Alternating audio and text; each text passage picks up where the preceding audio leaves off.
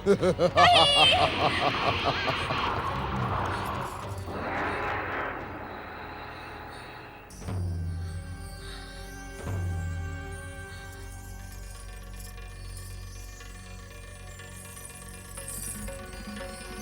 सुनीति, उठो। यदि अब भी तुम सोई रही तो शनिदेव का क्रोध तुम्हारे हर सौभाग्य को भयानक दुर्भाग्य में बदल देगा। सुनीति, क्या तुम्हें अपने देश, कुल और अपने पति से अपनी निद्रा प्रिय है? क्या तुम स्वेच्छा से अपने महान पति महाराज उत्तानपाद का नाम कलंकित करने की इच्छुक हो? क्या तुम स्वयं चुपचाप अपने पति को उपेक्षित और अपमानित होते हुए देखती रहोगी? नहीं!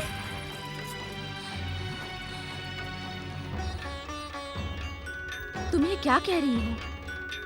अपने स्वामी के सौभाग्य के लिए मैंने अपना सब कुछ दांव पर लगा दिया है, किंतु मैं विवश हूँ। स्वामी स्वयं मेरे प्रस्ताव की उपेक्षा कर रहे हैं। मैं तुम्हारे दृढ़ निश्चय से भली भांति परिचित हूँ। जब तुम राजकुमारी सुरुचि की कठिन स्वीकृति को प्राप्त करने में सफल हो सकती हो, तो महाराज उत्तानपाद को दूसरे विवाह के लिए प्रस्तुत करना तुम्हारे लिए अत्यंत सरल है। किंतु कैसे? स्वामी मेरी बात सुनने के लिए प्रस्तुत ही नहीं। इसका निर्णय तुम्हें करना है। अपने दृढ़ निश्चय से अपने देश, कुल और स्वामी की रक्षा करने का उपाय सोचो सुनीति। अन्यथा शनिदेव का क्रोध और कुदृष्टि कंपिला देश को ही नहीं, समस्त पृथ्वीलोक का सर्वनाश कर देगी। मैं स्वयं शनिदेव के क्रोध से भयभीत हूँ। मुझे ज्ञात है शनिदेव कदापि अपने शत्रु को क्षमा नहीं करते। उनके प्रतिशोध का विस्फोट कदापि थमता नहीं। किंतु मैं अपने स्वामी का क्या करूं? करने को तो तुम बहुत कुछ कर सकती हो, किंतु मैं तुम्हें कुछ ऐसा वैसा करने का परामर्श नहीं दूंगी, क्योंकि मैं तुम्हारे सदाचार से भली भांति परिचित हूँ। महारानी सुनीति, अपने विवेक से निर्णय करो कि ऐसी विषम परिस्थिति में तुम्हें क्या करना है। सोचो सुनीति, सोचो, सोचो।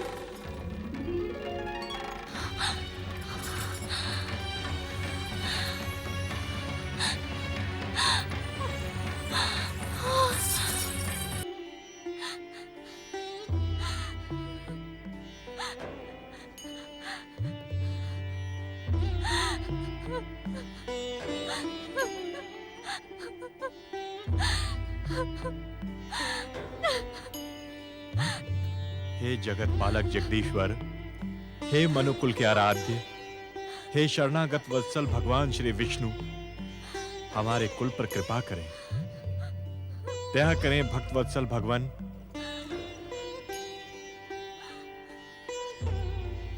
आपको क्या हुआ था महारानी? स्वामी,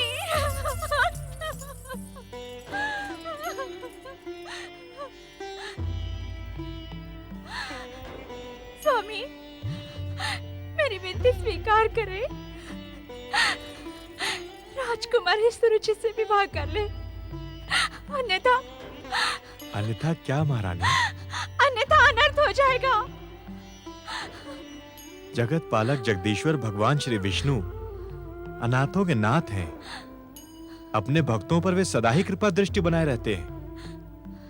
उन पर विश्वास रखें महारानी।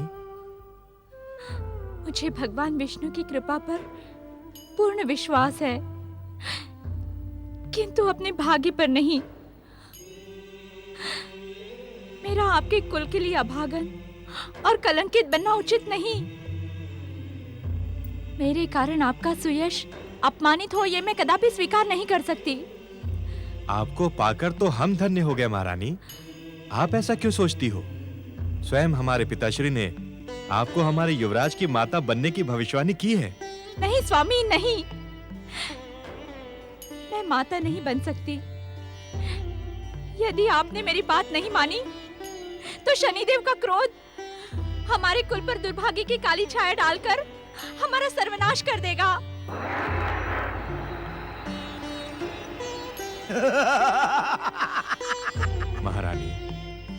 शनिदेव ने हमारे अग्रज भैया प्रियव्रत को भी अनेक प्रकार से आतंकित करने का दुस्साहस किया था, किंतु प्रभु कृपा के कारण ही वे शनि बाधा को नष्ट करने में सफल हुए।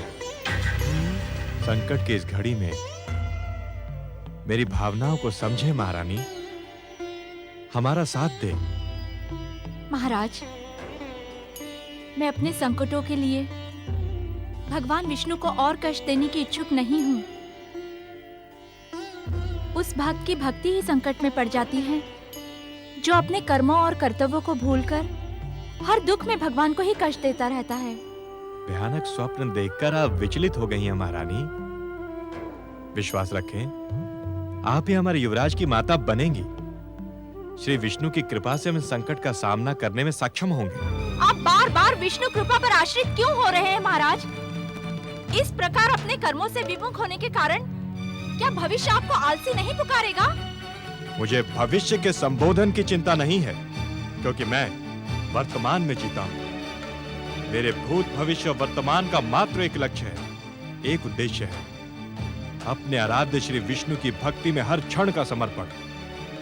एक भक्त अपने भगवान से कृपा की आशा नहीं करेगा तो किससे करेगा महारानी? तनिक सोचिए महाराज, क्या अपनी हर समस्या के लिए भगवान को पुकारकर हम उसी की प्रदान की हुई बहुमूल्य शक्तियों का अपमान नहीं करते? महारानी सुनीति, कंपिला देश पर घिरा है संकट के कारण आप विचलित हो गई हैं। महाराज, मैं वर्तमान से अधिक भविष्य को लेकर चिंतित हूँ। मुझे भय है, यदि समय रहते आपने मेरी प्रार्थना स्वीकार नहीं की तो भविष्य मुझे कदापि क्षमा नहीं करेगा। कीर्ति गाथा के पन्नों पर सुनीति का नाम अभागी, कलंकित और स्वार्थी नारी के रूप में लिखा जाएगा। नहीं महारानी, आपका नाम तो भविष्य के पृष्ठों पर त्याग की देवी के रूप में सदा सदा पृथ्वीवासियों को गर्व की अनुभूति करवाता रहेगा।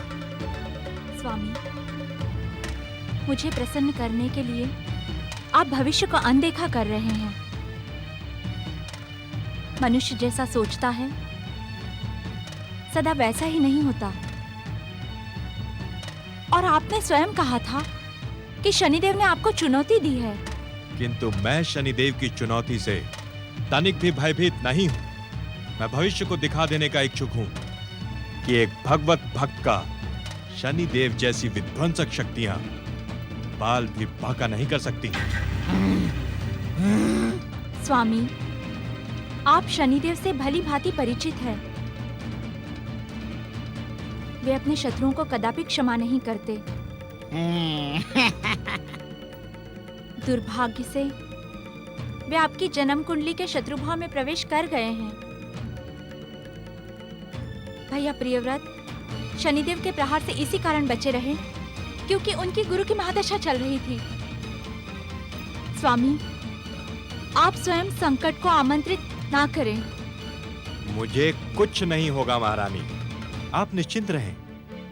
मेरी भक्ति की शक्ति के सन्मुख शनिदेव को पराजित होना ही होगा। नहीं महाराज, नहीं। मैं आपको इस भयानक संघर्ष में नहीं उतरने दूंगी। आप सुरुचि से विवाह करके मेरे वचन की रक्षा करें। आपको मेरी सौगंध।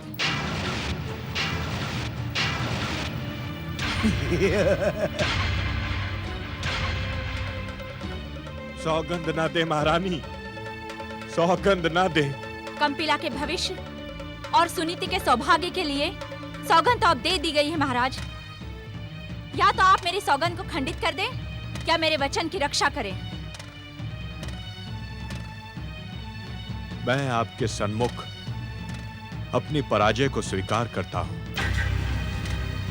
मैं आपकी इच्छा और वचन की रक्षा के लिए वत्स देश की राजकुमारी सुरुचि से विवाह करूंगा। जय शनिदेव, जय शनिदेव, जय शनिदेव, जय शनिदेव, जय शनिदेव, जय शनिदेव, जय शनिदेव, जय शनिदेव, जय शनिदेव।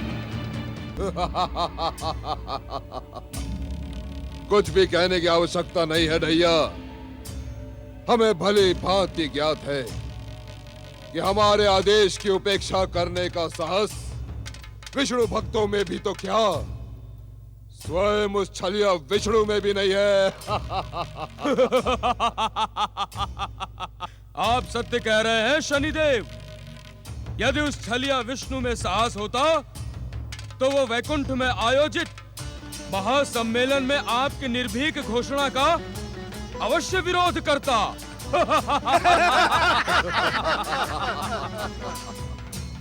तुम्हें स्मरण है ना रहु कि वैकुंठ के महासम्मेलन में हमने क्या घोषणा की थी?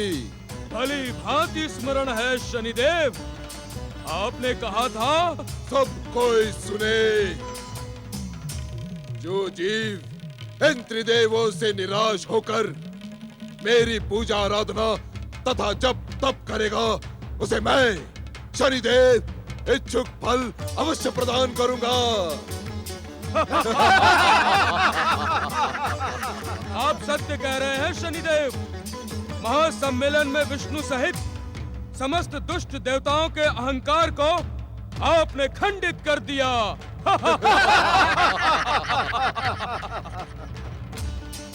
मेरी अभिलाषा भी यही थी राहु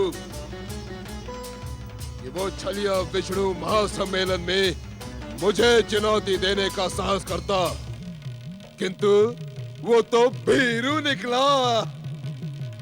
मैं घोषणा का ही नहीं, अपितु अपनी विध्वंसक, भयानक और मारक को दृष्टि का परिचय महासम्मेलन में उपस्थित सभी देवताओं को देने का इच्छुक था, किंतु वे सब मेरे तेज के सन्मुख शरणागत हो गए। शनिदेव, मुझे विष्णु का स्वभाव भली भांति ज्ञात है। ये विष्णु मात्र कुचक्र की राजनीति ही उचित समझता है।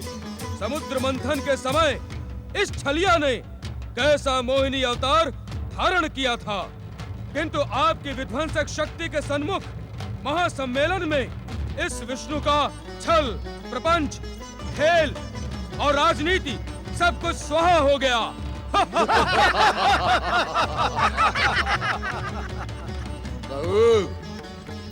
क्या तुम्हें ज्ञात नहीं कि संसार का समस्त भाव द्वेष, छल, कपट, नीति, अनीति, कुनीति, दृष्टि, कुदृष्टि, ईर्ष्या, अभिमान, अहंकार मुझ में ही तो आश्रय पाते हैं।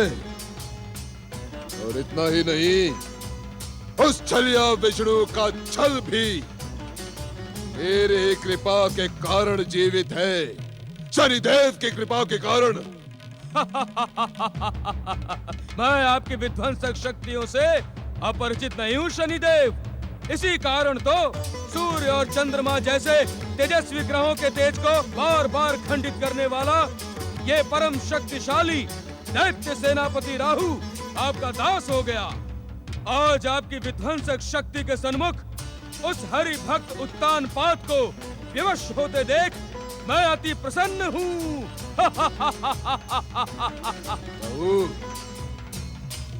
एक विष्णु भक्त को इस प्रकार समस्याओं के माया चक्र में उलझते देखकर मैं अपना आनंद शब्दों में व्यक्त नहीं कर सकता। अब तुम देखना, शनिदेव के अहंकार युक्त को दृष्टि का खेल वो दुष्ट विष्णु भक्त उत्तान पात एक के पश्चात एक समस्याओं में घिरता चला जाएगा। ढैया, आज्ञा स्वामी। क्या मैं तुम्हारी स्वामी निष्ठा से प्रसन्न हूँ। तुम्हारे कारण मैं इस साढ़े साथी को क्षमा करता हूँ। वत्स देश की राजकुमारी सुरुचि से दुष्ट उत्तान पात का दूसरा विवाह उसके सर्वनाश का संकेत लेकर आएगा।